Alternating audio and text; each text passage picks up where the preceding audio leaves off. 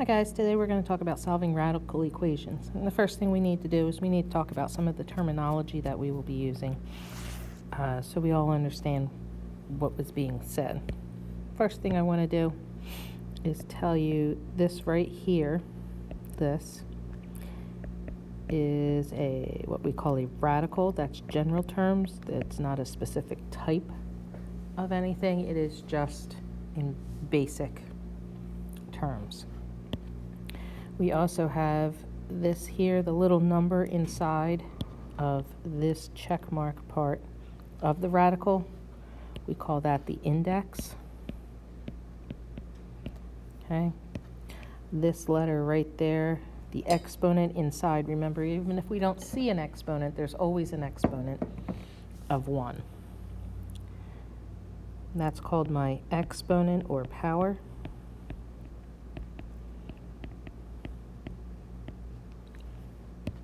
And then we have this part here. It's whatever is underneath of my radical is called my radicand.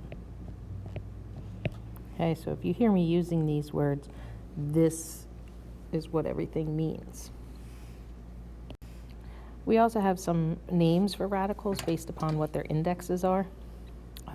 The first two have specific names, and the last two is just how we would pronounce them.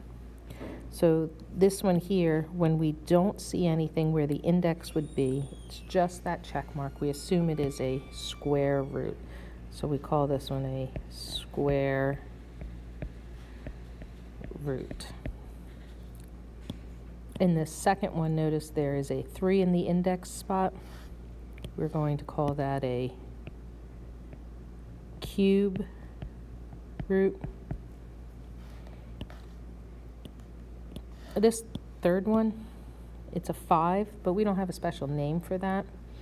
At this point, once we get above 3, so 4, 5, 6, 7, and so on, is called, this would be the 5th root.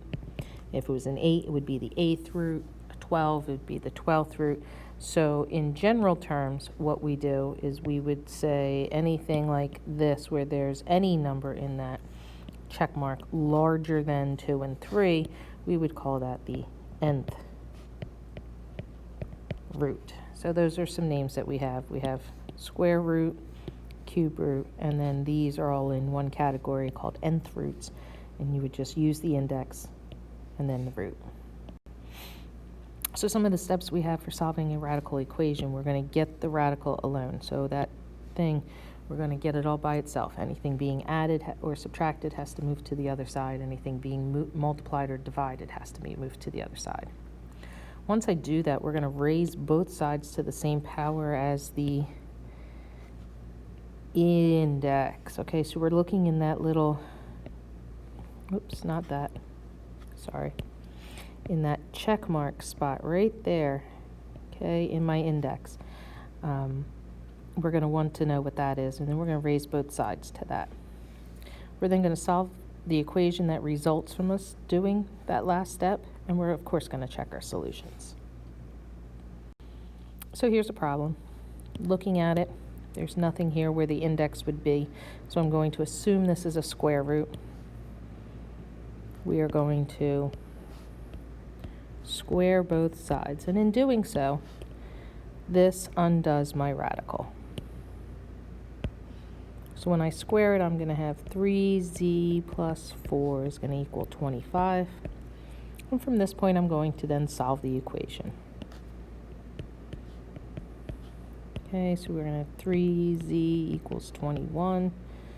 We're going to divide by 3. And tell me that z equals 7. And again, do a quick check to make sure that 7 works. 3 times 7 is 21, plus 4 is 25. The square root of that is 5. Try the next one. All right, so again, it is a square root, so we're going to square both sides.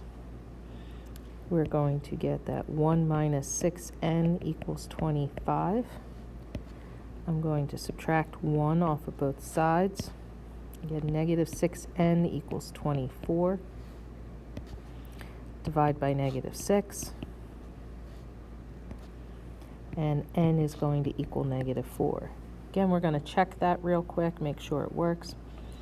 -4 times -6 is positive 24 plus 1 more is 25, and that does equal 5. So this one is a cube root, because again, if we're looking at this, there's a 3 in the index spot.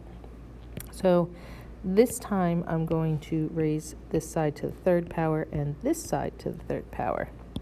Again, in doing so, these two will cancel out, leaving me y minus 8 equals, and 2 cubed is 8.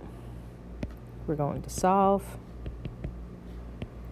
Y equals 16. Plug it in. 16 minus 8 is 8. The cube root of 8 is 2, so this works. Try the next one.